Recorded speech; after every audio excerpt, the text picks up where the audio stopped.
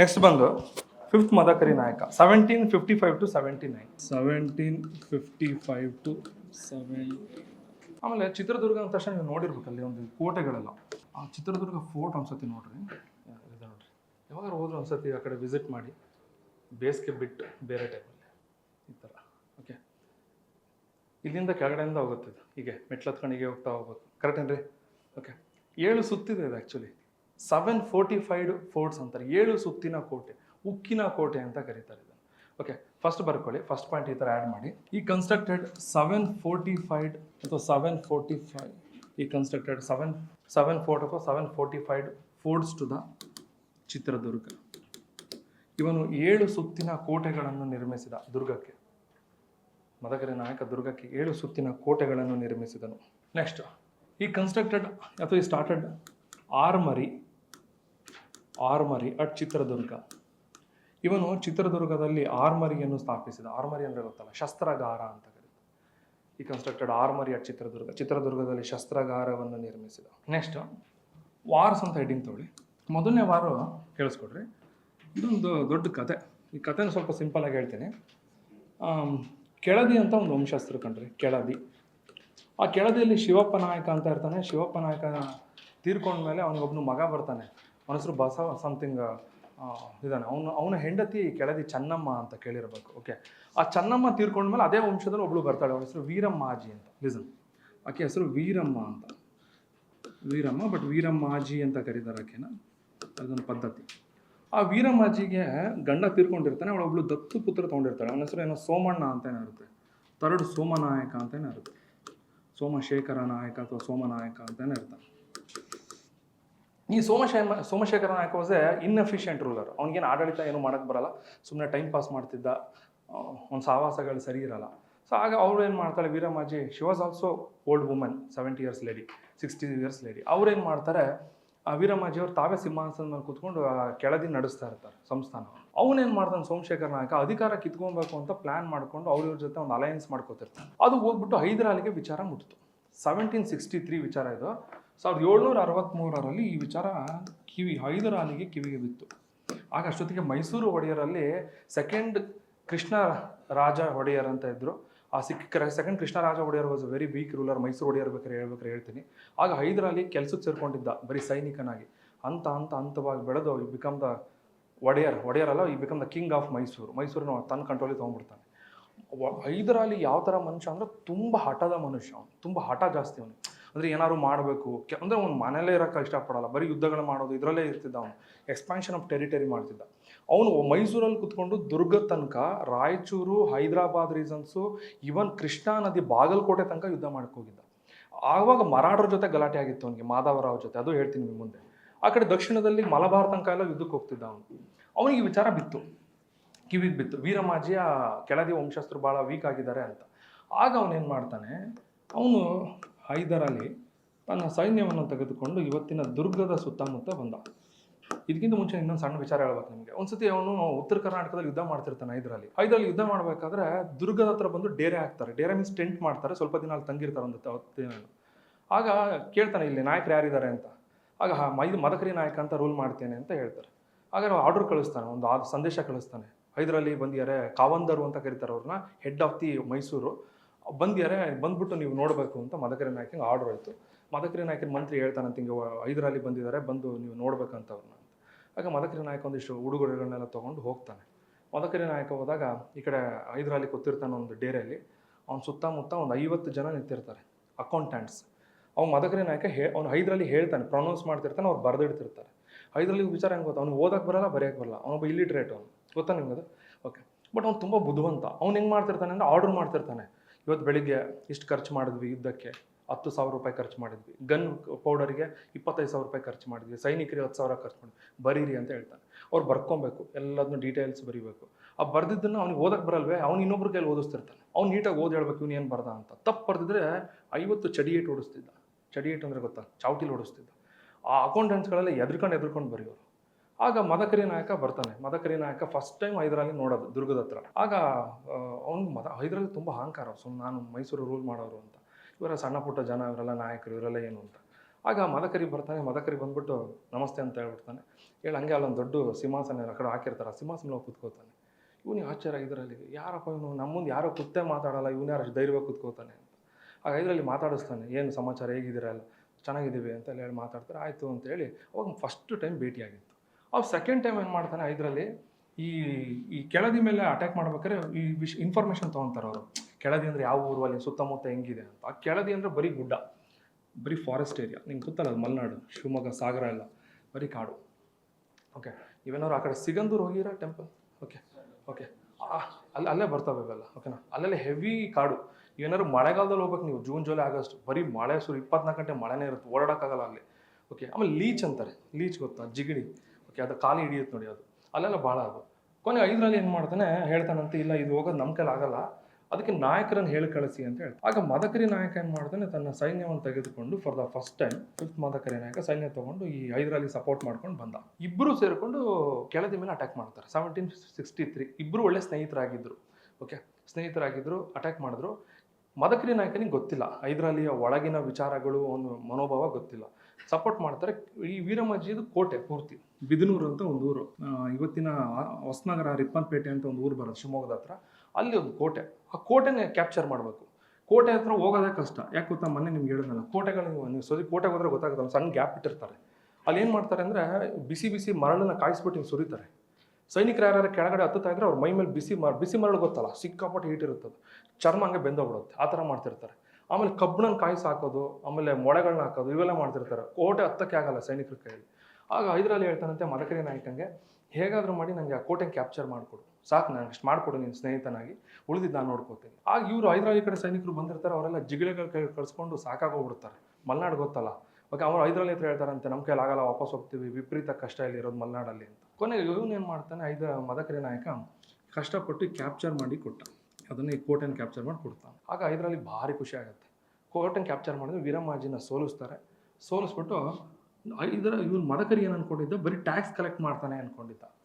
5ರಲ್ಲಿ ಭಾರಿ ಬುದ್ಧಿವಂತ, ಅವನೇನು ಮಾಡ್ತಾನೆ, ವೀರಮ್ಮಾಜಿನೂ ಮತ್ತು ಸೋಮಶೇಖರ್ ಇಬ್ಬರೂ ಅರೆಸ್ಟ್ ಮಾಡಿ ಶ್ರೀರಂಗಪಟ್ಟಣಕ್ಕೆ ತೊಗೊಂಡು ಹೋಗ್ತಾನೆ. ಶ್ರೀರಂಗಪಟ್ಟಣ ಕಳ್ಕೊಂಡು ಹೋದ. ಓಕೆ, ಅಷ್ಟೇ ಅಲ್ಲ, ಹೋಗ್ಬೇಕಾದ್ರೆ ಆ ಕೆಳದಿಯ ಅಲ್ಲಿನ ಸಾವಿರಾರು ಜನ ಹುಡುಗಿರನ್ನು ಕೂಡ ಹೇಳ್ಕೊಂಡು ಹೋಗ್ತಾನೆ 5ರಲ್ಲಿ. Thousands of girls were also captured by 5ರಲ್ಲಿ. Then they converted to prostitutes ಅಂತ ಇತಿಹಾಸದಲ್ಲಿ ಹೇಳ್ತಾರೆ. ಇದು ಪರಿಸ್ಥಿತಿ. ಆಗ ಇದನ್ನೆಲ್ಲ ಮದಕರಿ ನಾಯಕ ನೋಡ್ತಾನೆ. ಅವ್ನಿಗೆ ಯಾಕೆ ಇದು ಅಷ್ಟು ಸರಿ ಅನ್ಸಲ್ಲ, ಯಾಕೆಂದ್ರೆ ಅವ್ರೊಂಥರ ನೇಚರು, ಇವನದೊಂಥರ ನೇಚರ್, ಇಬ್ಬರು ಬೋತ್ ಆರ್ ಅಪೋಸಿಟ್ ಪೋಲ್ಸ್ ಅವರು ನೇಚರಲ್ಲಿ. ಓಕೆನಾ, ಗೊತ್ತಾ ಈ ಥರ. ಕೊನೆಗೆ ಅವ್ನು ಯಾಕೋ ವೀರಮಜ್ಜಿನ ಹೇಳ್ಕೊಂಡು ಹೋಗಿದ್ದು, ಆಮೇಲೆ ಕೆಳದಿನೇ ಪೂರ್ತಿ ತನ್ನ ಕಂಟ್ರೋಲಿಗೆ ತೊಗೊಂಡಿದ್ದು, ಯಾಕೋ ಅದನ್ನ ಇಷ್ಟ ಆಗಲಿಲ್ಲ. ಆ ಬಿದನೂರನ್ನ ತನ್ನ ಕ್ಯಾಪ್ಚರ್ ಮಾಡಿಕೊಂಡು ಅದಕ್ಕೆ ಹೈದರ್ ನಗರ ಅಂತ ಹೆಸರಿಡ್ತಾನೆ. 5ರಲ್ಲಿ ಹೈದರ್ ನಗರ ಅಂತ ಹೆಸರು ಚೇಂಜ್ ಮಾಡ್ದ. ಇವತ್ತು ನೀವು ಏನಾದ್ರು ಹೋದರೆ ಬಿದನೂರು ಅಂದ್ರೆ ಯಾರಿಗೂ ಗೊತ್ತಾಗಲ್ಲ, ಅವ್ರು ಬರೀ ನಗರ ಅಂತ ಕರೀತಾರೆ. ಹೈದರನ್ನ ಹೆಸರು ತೆಗೆದು ಬರೀ ನಗರ ಅಂತ ಕರೀತಾರೆ. ಇವತ್ತು ಪ್ರೆಸೆಂಟ್ ಕಾಲೇಜ್ ನಗರ, ಅವಾಗ ಅದನ್ನು ಹೈದರ್ ನಗರ ಅಂತ ಮಾಡ್ದ. ಇದು ಕತೆ. ಆವತ್ತಿನ ದಿನ ಒಂದು ದೊಡ್ಡ ಫಂಕ್ಷನ್ ಮಾಡ್ತಾನೆ ಯಾರು, ಈ 5ರಲ್ಲಿ, ಎಲ್ಲಿ ದುರ್ಗದ ಹತ್ತತ್ರ. ಅಲ್ಲಿಂದ ಇನ್ನೊಂದು ಶಿಗ್ಗಾವು ಅಂತ ಊರು, ಅಲ್ಲಿ ಕಡೆ ಹೋಗ್ತಾರೆ. ಅವಾಗ ಒಂದು ಹೇಳ್ತಾನೆ, ಮದಕರಿ ಬಾ, ಸಂಜೆ ಒಂದು ಫಂಕ್ಷನ್ ಇಟ್ಕೋತೀವಿ ಅಂತ. ಮದಕರಿ ನಾಯಕನಿಗೆ ಹೋಗ್ತಾನೆ. ಅಲ್ಲಿ ನೋಡಿದ್ರೆ ಬರೀ ಡ್ಯಾನ್ಸರ್ಸು, ಅವರು ಇವರು ಇರ್ತಾರೆ. ಮದಕರಿ ನಾಯಕನಿಗೆ ಇರಿಸು ಮುರ್ಸು, ಇವನು ಬೇರೆ ಅವ್ರ ಅಮ್ಮ ಓಬವ್ವನಾಗತ್ತಿದ್ರೆ ಸ್ಟ್ರಿಕ್ಟಾಗಿ ಬೆಳೆದವನು, ಇವೆಲ್ಲ ಗೊತ್ತಿಲ್ಲ ಅವನಿಗೆ.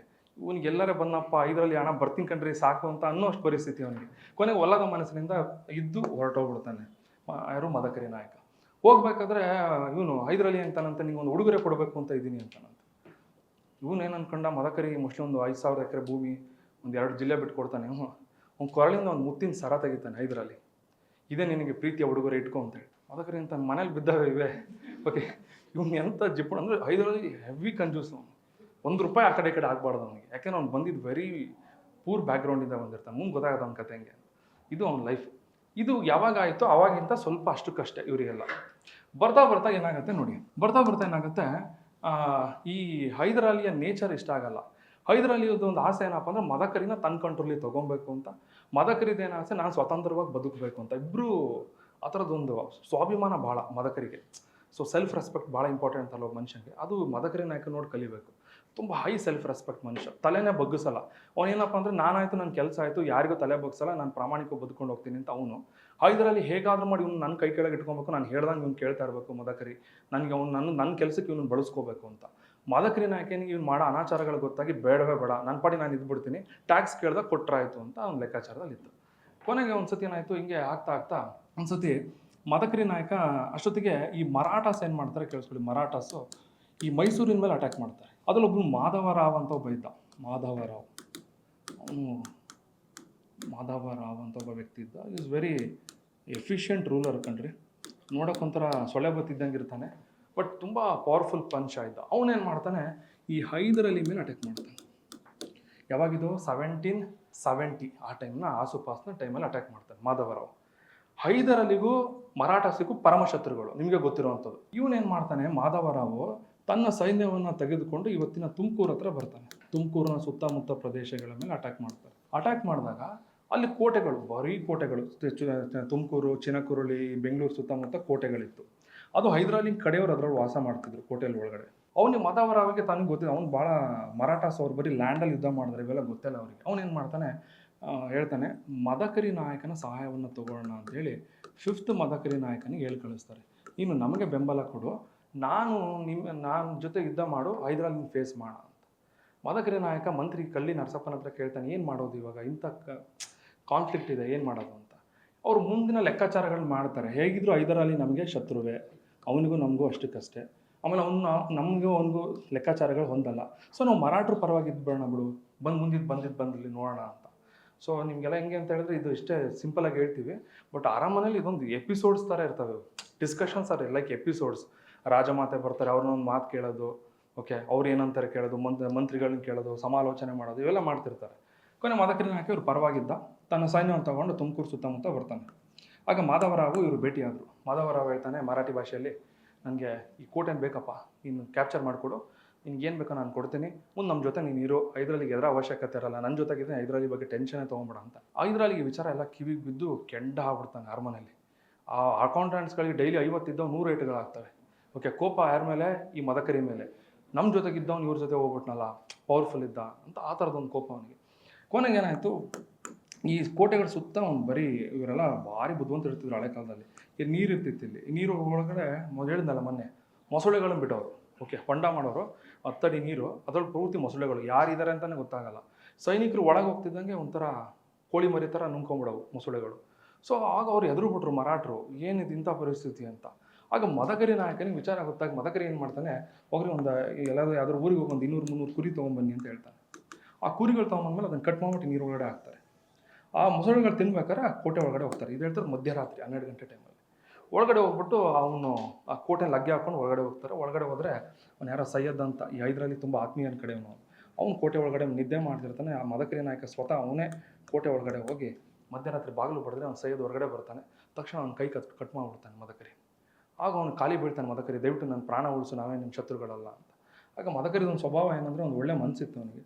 ಆಯ್ತು ಬಿಡು ಅಂತೇಳಿ ಅವನನ್ನು ಬಿಟ್ಟು ಅವ್ರ ಕಡೆಯವರು, ಅವ್ರ ಪರಿವಾರದವ್ರಿಗೆ ಏನೂ ತೊಂದರೆ ಕೊಡದಲ್ಲೇ ಅವ್ರನ್ನ ಕರ್ಕೊಂಬಂದು ಸರೆಂಡರ್ ಮಾಡ್ತಾನೆ ಈ ಮಾಧವರಾವ್ ಹತ್ರ. ಆಗ ಮಾಧವರಾವ್ ಹೇಳ್ತಾನೆ, ಅವ್ನು ಸಾಯಿಸ್ಬೇಡ ಅಂತಾನೆ.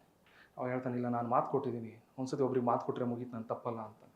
ಆಗ ಅವ್ನ ಗೌರವಕ್ಕೋಸ್ಕರ ಸುಮ್ಮನಾಗ್ತಾರೆ. ಆಗ ಈ ಥರದ್ದೊಂದು ಪ್ರೀತಿ ವಿಶ್ವಾಸ ಅವನ ಮೇಲೆ ಯಾವಾಗಲೂ ಇತ್ತು. ಹೀಗೆ ಮರಾಠರು ಸಪೋರ್ಟ್ ತೊಗೊಂಡಿದ್ದ. ಇದು ಹೈದರಾಲಿಗೆ ಗೊತ್ತಾಗಿ ಹೈದರಾಲಿ ಕೆಂಡ ಆಗ್ಬಿಟ್ಟಿದ್ದ. ಹೈದರಾಲಿ ಭಾರಿ ಹೆಂಗಾದ್ರೂ ಮಾಡಿ ಇವನನ್ನು ಸೋಲಿಸ್ಲೇಬೇಕು, ಅವನು ಹಠ ಹಿಡಿದ್ಬಿಟ್ಟಿದ್ದ, ಶಪಥ ಮಾಡಿದ್ದ, ಮದಕರಿ ನಾನು ಬಿಡಲ್ಲ, ನಾನು ಏನು ಬೇಕಾದರೂ ಆಗಲಿ, ಅವನನ್ನು ಕೊಲ್ಲಬೇಕು, ಇಲ್ಲ ಅವ್ನು ನನಗೆ ಸರೆಂಡರ್ ಆಗಬೇಕು, ಎರಡೇ ಆಪ್ಷನ್ ನನ್ನ ಹತ್ರ ಅಂತ. ಕೊನೆಗೆ ಏನು ಮಾಡ್ತಾನೆ, 1777 ಮೂರನೇದು ಅರೌಂಡ್ 1777 ಟೈಮಲ್ಲಿ ಹೈದರಾಲಿ ಏನು ಮಾಡ್ದ, ತನ್ನ ಒಂದು 1.5 ಲಕ್ಷ ಸೈನ್ಯ ತೊಗೊಂಡು ದುರ್ಗಕ್ಕೆ ಬರ್ತಾನೆ ನೋಡ್ರಿ, ಚಿತ್ರದುರ್ಗಕ್ಕೆ ಬಂದ. ಚಿತ್ರದುರ್ಗ ಅಂದರೆ ಗೊತ್ತು ನಿಮ್ಗೆ, ದೊಡ್ಡದು ಒಂದು ಕೋಟೆ. ಓಕೆ, 7 ಸುತ್ತು ಬರುತ್ತಲ್ಲಿ. ಹೈದರಾಲಿ ಬರ್ತಾನೆ. ಬರ್ಬೇಕಾದ್ರೆ ಒಬ್ಬನು ಫ್ರೆಂಚ್ ಗವರ್ನರ್ ಇದ್ದ, ಕೌಂಟ್ ಡಿ ಲ್ಯಾಲೆ ಅಂತ, ಕೇಳಿರ್ಬೇಕು ನಿಮಗೆ, ನೆನಪೇನಾ ಲ್ಯಾಲೆ? ಆ ಲ್ಯಾಲೆನ್ ಕರ್ಕೊಂಬಂದಿರ್ತಾನೆ. ಅವಾಗಿನ ಇನ್ನೂ ಬರೀ ಕಮಾಂಡರಾಗಿ ಕೆಲಸ ಮಾಡ್ತಿರ್ತಾನೆ. ಲ್ಯಾಲೆನ್ ಕರ್ಕೊಂಬರ್ತಾನೆ. ಕೌಂಟ್ ಡಿ ಲ್ಯಾಲೆಗೆ ಹೇಳ್ತಾನಂತೆ, ಚಿತ್ರದುರ್ಗ ಸುತ್ತ ಫಸ್ಟು ಎಲ್ಲ ಇದು ಮೈಸೂರಿನ ಸೈನಿಕರು ಚಿತ್ರದುರ್ಗವನ್ನು ಕವರ್ ಮಾಡಬೇಕು, ನೀವು ಹೊರಗಡೆಯಿಂದ ಯಾರು ಒಳಗಡೆ ಹೋಗಂಗಿಲ್ಲ, ಒಳಗಡೆಯಿಂದ ಯಾರು ಹೊರಗೆ ಬರೋಂಗಿಲ್ಲ ಅಂತ ಹೇಳ್ತಾನೆ. ಈ ವಿಚಾರ ಮದಕರಿ ನಾಯಕರಿಗೆ ಗೊತ್ತಾಗುತ್ತೆ. ಕೋಟೆಯಲ್ಲಿ ಇರ್ತಾರೆ. ಮದಕರಿ ನಾಯಕರಿಗೆ ಭಾಳ ಒಂದು ಎದರಲ್ಲ ಅವರು, ಬಟ್ ಭಾಳ ತುಂಬ ಯೋಚನೆ, ಟೆನ್ಷನ್ ಆಗುವಂಥ ಟೈಮ್. ಏನಿದು ಹಿಂಗೆ ಆಗ್ಬಿಡ್ತಾ ಇದೆ ಅಂದರೆ, ಇನ್ಮೇಲೆ ಯಾರು ಚಿತ್ರದುರ್ಗದಿಂದ ಆಚೆ ಹೋಗೋಕ್ಕಾಗಲ್ಲ, ದುರ್ಗದಿಂದ ಒಳಗಡೆ ಬರೋಕ್ಕಾಗಲ್ಲ, ಊರೊಳಗೆ ಸುತ್ತಲೂ ಬರೀ ಹೈದರಾಲಿ ಸೈನಿಕರೇ. ಮದಕರಿ ನಾಯಕರು ಹೇಳ್ತಾರೆ, 1 ವರ್ಷಕ್ಕೆ ಬೇಕಾಗುವಷ್ಟು ಫುಡ್ ಗ್ರೈನ್ಸ್ನ ಸ್ಟಾಕ್ ಮಾಡಿಸಿ ಅಂತ ಹೇಳ್ತಾರೆ, ಜನರಿಗೆ ಬೇಕಾಗುವಷ್ಟು. ಎಲ್ಲ ಊರುಗಳಿಗೆ ಹೋಗಿ ಟ್ಯಾಕ್ಸ್ ರೂಪದಲ್ಲಿ, ಅದ್ರ ರೂಪದಲ್ಲಿ ಒಂದು ಟನ್ ಗಟ್ಟಲೆ ತೊಗೊಂಬಂದು ಜೋಳ, ರಾಗಿ, ಅಕ್ಕಿ, ಆಮೇಲೆ ಬೇರೆ ಬೇರೆ ಪದಾರ್ಥಗಳೆಲ್ಲ ಮಾಡ್ತಾರೆ. ಕುಡಿಯೋದಕ್ಕೆ ನೀರಿನ ವ್ಯವಸ್ಥೆ ಮಾಡಿ ಹೊಸ ಕೆರೆಗಳನ್ನ ತೋಡ್ತಾರೆ ದುರ್ಗದಲ್ಲಿ. ಆ ಸಿಹಿ ನೀರಿನ ಹೊಂಡ ಸುತ್ತಮುತ್ತ ಆ ಕಡೆ ಇನ್ನೊಂದಿಷ್ಟು ಕೆರೆಗಳೆಲ್ಲ ಆಗ್ತದೆ. ದುರ್ಗದ ದೊಡ್ಡ ಕೆರೆ ಬರುತ್ತೆ ನೋಡಿ ಔಟ್ ಸೈಡು, ಆ ಕೆರೆಗಳೆಲ್ಲ ಆವಾಗಲೇ ನಿರ್ಮಾಣ ಆಗಿದ್ದು, ಅದನ್ನು ಕಟ್ಟಿಸ್ತಾರೆ. ಆಮೇಲೆ ಮದಕರಿ ನಾಯಕರು ಮದ್ದುಗಳಿಗೆ ಅಂದರೆ ಸಿಡಿ ಮದ್ದುಗಳನ್ನೆಲ್ಲ ರೆಡಿ ಮಾಡ್ಕೊಳ್ಳಿ ಅಂತ ಎಲ್ಲ ಹೇಳ್ತಾರೆ, ಎಲ್ಲ ತಯಾರಿ ಮಾಡ್ಕೊಂಡಿದ್ರು. ಇವನು ಹೈದರಾಲಿನೂ ದೊಡ್ಡ ಬುದ್ಧಿವಂತ ಬಂದು ಅದನ್ನು ಪೂರ್ತಿ ಚಿತ್ರದುರ್ಗವನ್ನು ಕ್ಯಾಪ್ಚರ್ ಮಾಡ್ತಾನೆ, ಪೂರ್ತಿ ಕವರ್ ಮಾಡ್ಕೋತಾನೆ. ದೊಡ್ಡ ಸೈನ್ಯ, 1.5 ಲಕ್ಷ ಸೈನ್ಯ, ಎಲ್ಲಿ ನೋಡಿದ್ರು ಸೈನಿಕರೇ. ಇವನು ಕೌಂಟಿಡಿ ಲ್ಯಾಲೆಗೆ ಹೇಳ್ತಾನೆ, ಲ್ಯಾಲೆ ಒಂದು ಕೆಲಸ ಮಾಡು, ಆ ಕೋಟೆಗಳಿಗೆ ಹೊಡಿ, ನೀನು ಅದಕ್ಕೆ ಫಿರಂಗಿಗಳನ್ನ ಮಾಡು ಅಂತಾನೆ. ಈ ಥರ ಕೆನಾನ್ಸ್ ಇಡ್ತಾರೆ, ಕೆನಾನ್ಸ್ ಇಟ್ಬಿಟ್ಟು ಒಂದೊಂದೇ ಬುಲೆಟ್ ಹಾರಿಸ್ತಿರ್ತಾರೆ. ಆ ಚಿತ್ರ ನೋಡಿದ್ರಲ್ಲ, ಇದೆ ಕೋಟೆ, ಇದೆ ನೋಡ್ರಿ ಚಿತ್ರದುರ್ಗದ ಕಲ್ಲಿನ ಕೋಟೆ. ಹಿಂಗೆ ಕಟ್ಟಿದ್ದಾರೆ ರೀ ಇವತ್ತಿಗೂ, ಕೋಟೆ ಹಂಗೆ ಇದೆ. ಆಮೇಲೆ ಇಲ್ಲಿ ನೋಡಿ, ಇದು ಕೋಟೆ, ತುಂಬ ಇಷ್ಟು ದಪ್ಪ ಕಲ್ಲು, ನೀವು ನೋಡಿದ್ರೆ ಗೊತ್ತಾಗತ್ತೆ, ತುಂಬ ದೊಡ್ಡ ದೊಡ್ಡ ಕಲ್ಲು, ಗ್ರಾನೈಟ್ ಕಲ್ಲಿಂದ ಮಾಡಿದ್ದಾರೆ ಅದನ್ನ. ಇಲ್ಲಿ ಹೆಂಗೆ ಅಂದ್ರೆ ವಿಶೇಷತೆ ಏನು ಅಂತ ಹೇಳಿದ್ರೆ, ಈ ಬೆಟ್ಟಗಳೇನಿದೆ ಅದರಲ್ಲೇ ಮಾಡ್ಕೊತ ಹೋಗ್ಯಾರೆ. ಓಕೆ, ಅದನ್ನ ಯಾವ್ದು ಕಟ್ ಮಾಡಿಲ್ಲ ನೋಡಿ, ಬಂಡೆ ಜೊತೆಗೆ ಅದನ್ನು ಸೇರಿಸ್ಕೊಂಡ್ಬಿಟ್ಟಿದ್ದಾರೆ. ಅದೊಂದು ವಿಶೇಷತೆ ಇಲ್ಲಿ ಅಂತ. ಇವನು ಕೌಂಟಿಡಿ ಲ್ಯಾಲೆ ಏನು ಮಾಡ್ತಾನೆ, ಈ ಇದ್ರ ಕೋಟೆಗಳ ಮೇಲೆ ಫಿರಂಗಿಗಳನ್ನ ಅಟ್ಯಾಕ್ಸ್ ಮಾಡ್ತಾರೆ, ಢಮ್ ಢಮ್ ಅಂತ ಹಾರಿಸ್ತಾ ಇರ್ತಾರೆ. ಬಂದು ತಾಕ್ತಿರ್ತವೆ, ಬಟ್ ಏನೇನು ಆಗಲ್ಲ. ಆ ಕೌಂಟಿಡಿ ಲ್ಯಾಲೆ ಹೈದರಾಲಿಗೆ ಹೇಳ್ತಾನಂತೆ, ಭಾಳ ಕಷ್ಟ ರೀ ಇದನ್ನು ಕ್ಯಾಪ್ಚರ್ ಮಾಡೋದು, ಏನು ಮಾಡಬೇಕು ಅಂತ. ಹೈದರಾಲಿ ಹೇಳ್ತಾನೆ, ಎಂಥ ಕೆಲಸ ಆಗೋಯ್ತು, ಫಿರಂಗಿಯಿಂದ ಹೊಡೆದಾಕ್ಬೋದು ಅಂತ ಪ್ಲ್ಯಾನ್ ಮಾಡ್ಕೊಂಡಿದ್ದೆ, ಅದು ಆಗಲಿಲ್ಲ, ಏನು ಮಾಡಬೇಕು. ಕೌಂಟಿಡಿ ಲ್ಯಾಲೆ ಹೇಳ್ತಾನೆ, ನನ್ನ ಕೈಲಾಗಲ್ಲ, ನೀವೇನು ಮಾಡ್ತೀರೋ ಮುಂದಿನ ನಿಮ್ಮ ಕೆಲಸ ಮಾಡ್ಕೊಳ್ಳಿ ಅಂತ. ಅವ್ನು ಹೇಳ್ತಾನೆ, ಆಯಿತು ನೀನು ಸ್ವಲ್ಪ ದಿನ ರೆಸ್ಟ್ ಮಾಡು, ನೀನು ಇಲ್ಲೇ ಇರು, ನಾವು ಉಳಿದಿದ್ದು ನೋಡ್ಕೋತೀವಿ ಅಂತ. ಹೈದರಾಲಿ ಏನು ಮಾಡ್ತಾನೆ, ಅವನು ಒಂದಿನಿಗೆ ಸಮಾಲೋಚನೆ ಮಾಡ್ತಿರ್ತಾನೆ, ಏನಾದ್ರು ಮದಕರಿ ನಾಯಕನಿಗೆ ಒಂದು ಸಂದೇಶ ಕಳಿಸು, ಸರೆಂಡರ್ ಆಗಬೇಕು ಅಂತ, ಇಲ್ಲಾಂದ್ರೆ ಅಟ್ಯಾಕ್ ಮಾಡ್ತೀವಿ ಅಂತ. ಮದಕರಿ ನಾಯಕ ಪತ್ರ ಬರೀತಾನೆ ವಾಪಸ್ಸು, ಉತ್ತರ ಆ ಕಡೆ ಅರಮನೆಯಲ್ಲಿ ಬರುತ್ತೆ, ಪತ್ರದಲ್ಲಿರುತ್ತೆ, ನೀನು ನಮ್ಮ ಮುಂದೆ ಬಂದು ಶರಣಾಗತಿ ಆಗಬೇಕು, ಇಲ್ಲದಿದ್ದರೆ ದುರ್ಗದ ಮೇಲೆ ನಾವು ಅಟ್ಯಾಕ್ ಮಾಡ್ತೀವಿ. ಮದಕರಿ ನಾಯಕರು ಪತ್ರ ಬರೆಸ್ತಾರೆ, ಸ್ವತಃ ಅವರೇ ಹೇಳ್ತಾರೆ, ನಾವು ದುರ್ಗದ ಜನ, ಓಕೆ, ಗಂಡು ಮೆಟ್ಟಿದ ನಾಡು, ನಾವು ಬೇಕಾದ್ರೆ ಪ್ರಾಣ ಬೇಕಾದ್ರೆ ಕೊಡ್ತೀನಿ, ಆದರೆ ತಲೆ ಮಾತ್ರ ಬಗ್ಸಲ್ಲ, ಇದೇ ನನ್ನ ಉತ್ತರ ಬರೆದಿಟ್ಕೋ ಅಂತ ಹೇಳಿ ಅವ್ನು ಕಳಿಸ್ಕೊಡ್ತಾರೆ ಹೈದರಾಲಿ. ಓದಿ ನಿಗಿ ಕೆಂಡ ಆಗ್ತಾನೆ. ಹೇಗಾರು ಮಾಡಿ ಇವನು ಮದಕರಿನ ಅಹಂಕಾರನ ಕೊಬ್ಬಿಡಿಸ್ಲೇಬೇಕು ಅಂತ ಇವನು ಮದಕರಿ ನೋಡೋಣ ಹೈದರಾಲಿ ಅದೇನು ಮಾಡ್ತಾನೆ ನಾನು ನೋಡ್ತೀನಿ ಅಂತ. ಅವರು ಇಬ್ಬರದು ಆ ಥರದ್ದೊಂದು ಕಾಂಪಿಟೇಷನ್ ನೇಚರ್. ಕೊನೆಗೆ ಒಂದಿನ ಹೈದರಾಲಿ ಹೆಂಡತಿ ತಮ್ಮಂದಿವರು ಬಾಮೈದರಿದ್ರು, ಅವ್ರೇನು ಮಾಡ್ತಾರೆ, ಅಳಿಯಂದ್ರು ಒಂದ್ಸತಿ ಯಾರ್ಯಾರ ಪಕ್ಕದೊಂದು ಪಾಳೆಗಾರರ ಜೊತೆ ಸೇರಿಕೊಂಡು ಈ ಮದಕರಿ ನಾಯಕರ ಹಸುಗಳನ್ನೆಲ್ಲ ಹೊಡ್ಕೊಂಡು ಹೋಗ್ಬಿಡ್ತಾರೆ, ಮೇಯಕ್ಕೆ ಬಂದಿರ್ತಾವೆ ಪಾಪ, ಅವು ಹೊಡ್ಕೊಂಡು ಹೋಗ್ಬಿಟ್ಟು ಹೇಳ್ತಾರಂತೆ ಮದಕರಿ ನಾಯಕನಿಗೆ, ಇವಾಗ ನೋಡು ಹಸುಗಳಿಲ್ಲ, ಪ್ರತಿದಿನ 100 ಹಸುಗಳು ಅದು ಬೇಕು, ದಿನ ಹಾಲು ಬೇಕು ನಿಮಗೆ, ಸಣ್ಣ ಮಕ್ಕಳು ಇರ್ತಾರೆ, ಎಳೆ ಮಕ್ಕಳುಗಳು ದುರ್ಗದಲ್ಲಿ, ಆ ಹಸುವಿನಿಂದ ಸಾಯ್ಲಿ ಅಂತಾರೆ ಹೈದರಾಲಿ ಕಡೆಯವರು. ಮಕ್ಕಳು, ಎಳೆ ಮಕ್ಕಳು ಸಾಯ್ಲಿ, ನೋಡೋಣ ಇವಾಗ ಹಿಂಗೆ ಮಾಡ್ತಾರೆ, ಬರಲೇಬೇಕು ಮದಕರಿ ಹೊರಗಡೆ ಅಂತ. ಮದಕರಿ ನಾಯಕರ ಹತ್ರ ಮಂತ್ರಿ ಬಂದು ಹೇಳ್ತಾರೆ, ಪ್ರಭುಗಳು ಹಿಂಗಾಗಿದೆ, ಸಣ್ಣ ಹಸುಗಳನ್ನೆಲ್ಲ ತೊಗೊಂಡೋಗ್ಬಿಟ್ಟಾರೆ ಇವ್ರ ಕಡೆಯವರೆಲ್ಲ ಸೇರಿಕೊಂಡು, ದುರ್ಗದಲ್ಲಿ 100 ಎಳೆ ಮಕ್ಕಳಿದೆ, ಅವಕ್ಕೆ ಕುಡಿಯೋದಕ್ಕೆ ಹಾಲಿಲ್ಲ, ಏನು ಮಾಡ್ಬೇಕಿಂತ ಟೈಮಲ್ಲಿ. ಮದಕರಿ ನಾಯಕರು ಹೇಳ್ತಾರೆ, ನಾನು ಹೋಗ್ತೀನಿ ಯುದ್ಧಕ್ಕೆ ಅಂತಾರೆ. ಬೇಡ ಸಾಧ್ಯನೇ ಇಲ್ಲ, ಮಕ್ಕಳು ಹೋದ್ರೆ ಹೋಗ್ಲಿ, ರಾಜನ ಮುಖ್ಯ, ಮತ್ತೆ ರಾಜನೇ ಹೋದ್ರೆ ಏನು ಅಂತಾರೆ. ನಾಯಕರು ಹೇಳ್ತಾರೆ, 100 ಮಕ್ಕಳು ಹೋಗಿ 100 ಜನ ಪ್ರಾಣದ ರಾಜ ಬದುಕಿದ್ದೇನು ಉಪಯೋಗ ಅಂತಾರೆ ನಾಯಕರು. ನಾನು ಹೋಗ್ತೀನಿ ಅಂತಾರೆ. ಕೊನೆ ನಾಯಕರು ಕುದುರೆ ತೊಗೊಂಡು ಹೋಗ್ತಾರೆ, ಈ ಕಡೆ ಆ ಕಡೆ ಒಂದಿಷ್ಟು ಕಮಾಂಡರ್ಸು, ಅವ್ರಿಗೊಬ್ಬನು ಭಾಳ ಇಂಪಾರ್ಟೆಂಟ್ ಒಬ್ಬ ಸೈನಿಕ ಇರ್ತಾನೆ, ಸೋಲ್ಜರ್ ಜೊತೆಗೊಬ್ಬನು, ಅವ್ನ ಹೆಸರೇನೋ ಇದೆ ಕಂಟ್ರಿ, ಭಾಳ ಚೆನ್ನಾಗಿದೆ. ಅವ್ನು ಯಾವಾಗಲೂ ಒಂದು ಕತ್ತಿ ಹಿಡ್ಕೊಂಡು ಜೊತೆಗಿರ್ತಾನೆ, ವೆರಿ ಗ್ರೇಟ್ ವಾರಿಯರ್ ಅವನು, ನಾಯಕರ ಜೊತೆ. ಹಿಂಗೆ ಹೋಗ್ತಾರೆ, ಹಸುಗಳನ್ನ ತೊಗೊಂಬರಕ್ಕೆ ಹೋಗ್ತಾರೆ, ಭೀಕರ ಯುದ್ಧ. ನಾಯಕರು ವಿಪರೀತ ಹೊಡೆದಾಕ್ತಾರೆ, ಶತ್ರುಗಳನ್ನ ಹೊಡೆದು ಅವರಿಬ್ಬರನ್ನು ಹೈದರಾಲಿ ಕಡೆಯವ್ರನ್ನ ಅವ್ರ ಹೆಂಡತಿ ತಮ್ಮಂದ್ರು ಅಳಿಯಂದ್ರು ಎಳ್ಕೊಂಬರ್ತಾರೆ, ಎಳ್ಕೊಂಬಂದು ಜೈಲಿಗೆ ಹಾಕಿಸ್ತಾರೆ. ಜೈಲಿಗೆ ಹಾಕಿಸಿದಾಗ ವಿಚಾರ ಹೈದರಾಲಿ ಗೊತ್ತಾಗುತ್ತೆ, ಏನೋ ಸೋತ್ವಿ ಅಂತ ಅಲ್ಲ, ಅಳಿಯಂದ್ರು ಮದಕರಿ ನಾಯಕನ ಜೈಲಲ್ಲಿದ್ದಾರೆ ಅಂತ. ಅವನಿಗೆ ಟೆನ್ಷನ್ನು, ಮನೆಗೆ ಹೋದ್ರೆ ಹೆಂಡತಿ ಬೈತಾಳೆ ಅಂತ. ಅವನೇನು ಮಾಡ್ತಾನೆ, ಹೈದರಾಲಿ ಪತ್ರ ಬರೆಸ್ತಾನೆ, ಪ್ರೀತಿಯ ಸ್ನೇಹಿತನಾಗಿರ್ತಕ್ಕಂಥ ಮದಕರಿ ನಾಯಕನೇ, ನಿಮ್ಮ ನಡುವೆ ಇದ್ದಿದ್ದೆ, ಆದರೆ ಅವ್ರನ್ನ ಬಿಟ್ಟು ಕಳಿಸು ಅಂತ ಹೇಳ್ತಾನೆ. ಮದಕರಿ ನಾಯಕ ಪತ್ರ ಬರುತ್ತೆ, ಮಂತ್ರಿಗಳು ಓದಿ ಹೇಳ್ತಾರೆ, ಹಿಂಗೆ ಅಂತ ಏನು ಮಾಡೋದು ಅಂತ, ಕಳ್ಸೋದ ನಾಯಕ ಇಟ್ಕೊಳ್ಳೋದು. ಮಂತ್ರಿ ಹೇಳ್ತಾನೆ, ಇಲ್ಲಿ ಬಿಟ್ಟು ಕಳಿಸ್ಬಿಡಿ, ಅಥವಾ ದ್ವೇಷ ಅಥವಾ ಅಟ್ಲೀಸ್ಟ್ ಒಳ್ಳೆ ಇವಾಗಾರು ಮನಸ್ಸು ಬದಲಾಗಿ ವಾಪಸ್ ಹೋಗ್ತಾನೇನೋ ಅಂತ. ಹೈದರಾಲಿ ಹೇಳ್ತಾನೆ, ಬಿಟ್ಟು ಕಳಿಸಿ, ಸ್ನೇಹದಿಂದ ಮುಂದುವರಿಯೋಣ ಅಂತ. ಈ ಕಡೆಯಿಂದ ಬಿಟ್ಟು ಕಳಿಸಿದ ತಕ್ಷಣ ಹೈದರಾಲಿ ಮತ್ತೆ ಪ್ಲೇಟ್ ಚೇಂಜ್, ಮಾರಾದಿನ ಯುದ್ಧ ಮತ್ತೆ ಸ್ಟಾರ್ಟ್ ಅಂತ. That is his nature.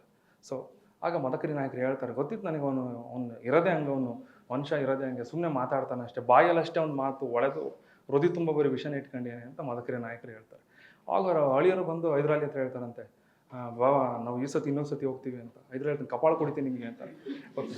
Okay, ನೀವು ಇನ್ನೊಂದು ಸತಿ ಹೋಗೋದು, ಅವ್ರು ಅರೆಸ್ಟ್ ಮಾಡೋದು, ನಾನು ಮತ್ತೆ ಕ್ಷಮೆ ಕೇಳೋದ, ಎಲ್ಲೆಲ್ಲಿ ಹೋಗ್ಬೇಡ, ಇಲ್ಲೇ ಇರು ಅಂತ, ನಾಳೆಯಿಂದ ಸೀರೆ ಉಟ್ಕೊಡ್ರಿ ಅಂತ ಬೈತಾನೆ ಅವ್ರಿಗೆ. ಓಕೆ, ಅವರ ಅಳಿಯಂದ್ರಿಗೆ. ಆವಾಗ ಹೈದರಾಲಿ ಒಂದು ಮಾತು ಹೇಳ್ತಾನೆ, ನಿಮ್ಮಂಥವ್ರು 100 ಜನ ಇದ್ದು ನನಗೆ ಏನು ಉಪಯೋಗ, ಮದಕರಿ ಅಂತ ಒಬ್ಬನು ಸಾಕು ನನಗೆ, ಅದೇ ನನಗೂ ಬೇಕಾಗಿರೋದು, ನಿಮ್ಮ ತಗೊಂಡು ಏನು ಮಾಡೋದು, ಎಲ್ಲ ವೇಸ್ಟ್ಗೆ ನೀವು ಅಂತ ಬೈತಾನೆ ಅವ್ರಿಗೆ. ಆಗ ಆದರೂ ಕೊನೆಗೆ ಮದಕರಿ ನಾಯಕ ಬಗ್ಗಲ್ಲ. ಕೊನೆಗೆ ಏನಾಯಿತು, 1777 ಇವನು ಯಾರು ಮದಕರಿ ನಾಯಕ ಇದೆಲ್ಲ ನೋಡಿ ಮರಾಠರಿಗೆ ಪತ್ರ ಬರ್ದ. ಮಾಧವರಾವ್ ಕಡೆಯವ್ರಿಗೆ ಪತ್ರ ಬರೆಸ್ತಾನೆ. ಅಷ್ಟು ಮಾಧವರಾವ್ ತೀರ್ಕೊಂಡಿರ್ತಾನೆ, ಅವ್ರ ಮಗನಿಗೆ ಬರೆಸ್ತಾನೆ. ನೆನಪಿರ್ಬೇಕು, ಮಾಧವರಾವನ ಮಗ ಇದ್ದೊಬ್ಬ. ಫಸ್ಟ್ ಮಾಧವರಾವ್ನ ಮಗ ಇದ್ದ, ಅವನ ಹೆಸರು ನೆನಪಿದೆಯಾ? ಸೆಕೆಂಡ್ ಮಾಧವರಾವ್, ಸವಾಯಿ ಮಾಧವರಾವ್ ಅಂತೇನೋ ಬರ್ತಾನೆ. ಅವನಿಗೆ ಪತ್ರ ಬರೆಸ್ತಾರೆ. ಅಲ್ಲಿ ಹೋಗಿ ಮರಾಠರಿಗೆ ಮುಟ್ಟುತ್ತೆ. ಮರಾಠರು ಸೈನ್ಯ ಕಳಿಸ್ಕೊಡ್ತೀವಿ ಅಂತ ಹೇಳ್ತಾರೆ, ಬಟ್ ಕಳಿಸೋದೇ ಇಲ್ಲ. 1 ತಿಂಗಳು, 2 ತಿಂಗಳು, 3 ತಿಂಗಳು, 4 ತಿಂಗಳಾಯಿತು. ನಾಯಕರು ಕಾದು ಸುಸ್ತಾಗೋದ್ರು. ಏನಪ್ಪ ಇವ್ರು ಮರಾಠರು ಕೈ ಕೊಟ್ಬಿಟ್ರಲ್ಲ ಅಂತ. ಇಂಥ ಟೈಮು ಒಂದಿನ ಏನಾಗುತ್ತೆ, ಯಾರೊಬ್ಬರು ಹೈದರಾಲಿ ಒಂದು ವಿಚಾರ ಮುಟ್ಟಿಸ್ತಾರೆ. ಈ ಥರದ್ದೊಂದು ಕಾಡಿದೆ, ಕಾಡು. ಆ ಕಾಡಿನಲ್ಲಿ ಅಲ್ಲಿ ಒಳಗಿಂದ ದುರ್ಗದಿಂದ ಒಳಗಡೆ ಸಣ್ಣ ಸಣ್ಣ ದಾರಿಗಳಿದೆ, ಅಲ್ಲಿಂದ ಕೋಟೆ ಒಳಗೆ ಹೋಗ್ಬೋದು ಅಂತ ಹೇಳ್ತಾರೆ.